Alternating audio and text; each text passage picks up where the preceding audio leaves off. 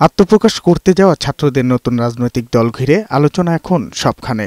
নাম, নেতৃত্ব আর মার্কা নিয়ে যেমন আগ্রহ আছে, তেমনি তরুণদের এই দলটির নির্বাচনী ভাবনা ঘিরেও আলোচনা আছে।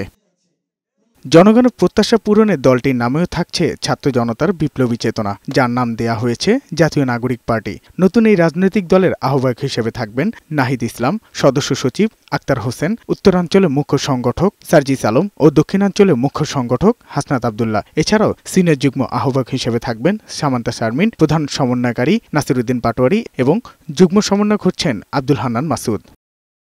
নতুন রাজনৈতিক দল হচ্ছে সম্ভাব্য 151 সদস্য বিশিষ্ট, যেখানে জ্যেষ্ঠ ও যুগ্ম আহ্বায়ক, সদস্য সচিব, মুখ্য সংগঠক, মুখপাত্র, কোষাধ্যক্ষ ও দপ্তর সম্পাদক পদ থাকতে পারে। প্রত্যেকেরই নিজস্ব পাওয়ার, নিজস্ব অবস্থান থাকবে, যেখানে নিজেদের কর্মপরিধির মধ্যে অন্য কেউ হস্তক্ষেপ করতে পারবে না।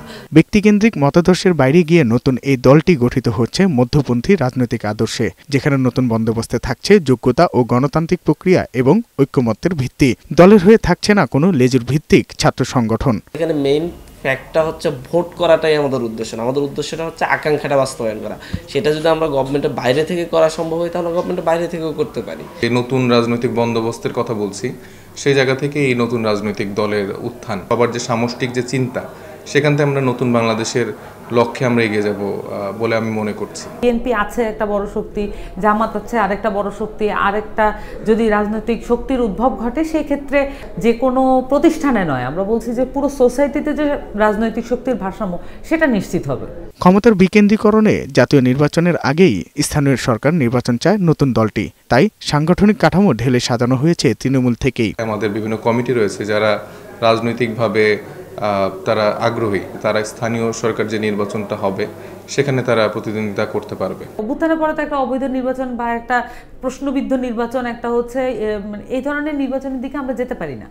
সেটার জন্য আমাদেরকে অবশ্যই প্রতিষ্ঠানগুলোকে শক্তিশালী করতে হবে। সেটা টেস্ট করার একটা উপায় স্থানীয় সরকার নির্বাচন, এবং সেটার মধ্য দিয়ে আমরা দেখতে পারি যে আইনশৃঙ্খলা বাহিনী এখানে খুবই গুরুত্বপূর্ণ ভূমিকা পালন করে, তারা কি কাজ করছে কিনা। পাশাপাশি গণপরিষদ নির্বাচনের প্রস্তুতি নিচ্ছে দলটি। বিগত সময়ে 17 বছর ধরে নির্বাচন কমিশনের যে প্রভাব এবং ভূমিকা ছিল, সেই জায়গা থেকে তো অবশ্যই বের হয়ে আসতে হবে। সেটা আমরা চাইবো যে বর্তমান সরকার যেন নিশ্চিত করে, এবং বর্তমানে যতগুলো রাজনৈতিক দল আছে তারা যেন সমানভাবে সেই জায়গাটা পায় লড়াই করার জন্য। আমরা তো পরিষ্কারভাবে বলেছি আমরা গণপরিষদ নির্বাচন চাই। আমরা যদি সংসদীয় নির্বাচনের কথা বলে, সেক্ষেত্রে গণপরিষদ একমাত্র যাবার রাস্তা। আমরা মনে করি না আর কোনো নির্বাচন জুলাই স্পিরিটকে ধারণ করে।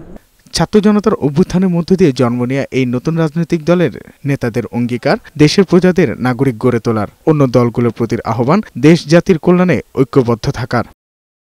সাজ্জাদুর রহমান, বৈশাখী সংবাদ, ঢাকা।